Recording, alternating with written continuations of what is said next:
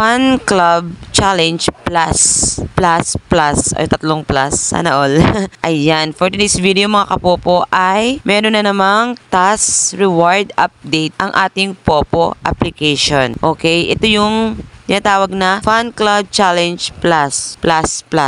Tatlo talagang plus. Okay, ayan, may nakalagay dito mga kapopo ang bagong task natin sa ating female account. Hindi ko lang sure kung meron ng male account kasi hindi ko pa talaga na-check. Pero bago natin i-continue ang video tutorial na to about sa ating new task update ni Popo is, ayun, always ko pong hinihiling sa inyo na bago nyo po panoorin tong video tutorial na to is please pakiclick po ng ating subscribe and click na rin po ng ating notification bell para po mas ma-update po kayo once po na nag-upload po tayo ng mga bagong video tutorial about sa ating Popo apps. And para ganahan na rin po tayo mag-upload ng mga magagandang mga tutorial or mas makakatulong po sa bawat isang host dito sa ating Popo Livestream apps. Kasi po mga kapopo, ito pong mga tutorial na ginagawa po natin is focus po talaga tayo sa ating Popo apps and sobrang makakatulong po ng mga video tutorial na ina-upload natin dito. Lalo na po sa mga newly host or sa newly member ng ating Popo na medyo hindi na po natin nasusubaybayan. At least kung gusto nyo po silang ma-update or malaman pong lahat ng pasikot-sikot sa ating Popo is mas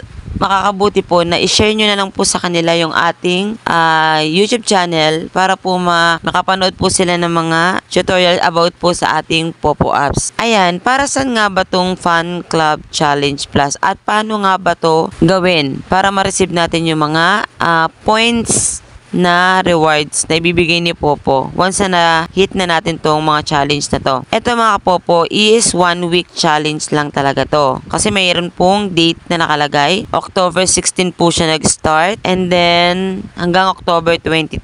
16, 17, 18, 19, 20, 21, 22, 7 days, 1 week. Ayan. Ito po nakalagay mga kapopo. Babasahin natin. Tips for hosts. Send lucky boxes in live room to grow your fan club. Okay, sabi po mga kapopo is mag-send daw po tayo ng lucky boxes in live sa live room or sa solo live natin para po pumasok po yung mga viewers at mga hosts na pwedeng mag-join sa ating fan clubs.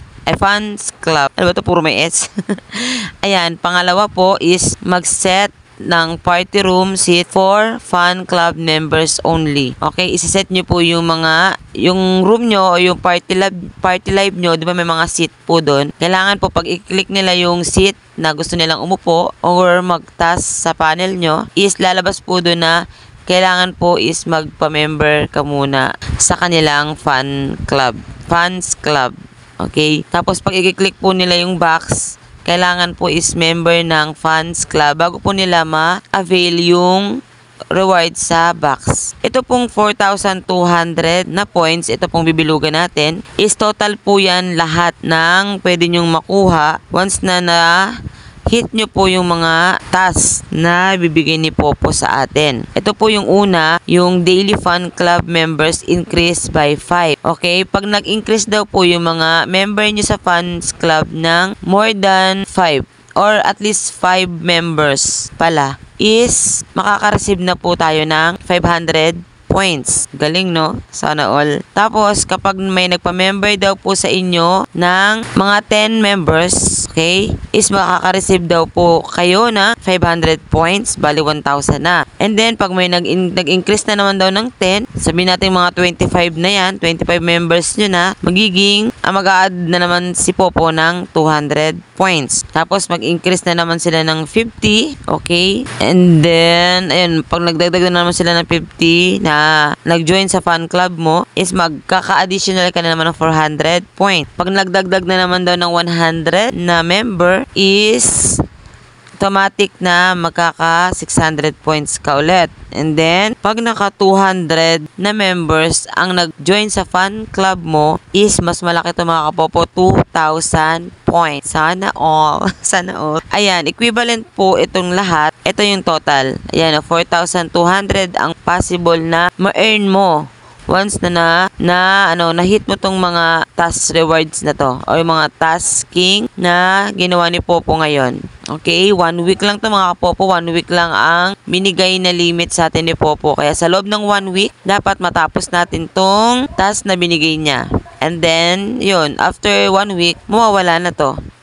Panibago na naman yung task na ibibigay ni Popo. Ayan, hanggang dito na lang for today's video mga kapopo. Sana'y may naintindihan kayo sa ating tutorial. And sana'y itry nyo to kasi, 'di ba? Sayang din yung mga points na possible na ma-receive natin. Okay? And ayun, sana nakasubscribe ka sa ating channel and sana naklik mo rin yung notification bell para po mas ma-notify po kayo sa lahat po ng mga bagong update ni Popo na pwede natin gawa ng video tutorial. At sa may mga katanungan dyan mga kapopo, kung natapos mo na rin naman tong video tutorial na ginawa natin, is pwede po kayong mag-comment sa ating comment section na gusto nyo pong sagutin by tutorial. Okay, gagawin po natin ng tutorial mga kapopo. At wag po kayong mahiyang magtanong. Okay, open po tayo sa mga gustong magtanong. Ayan, thank you for watching. See you on our next video tutorial. Bye-bye!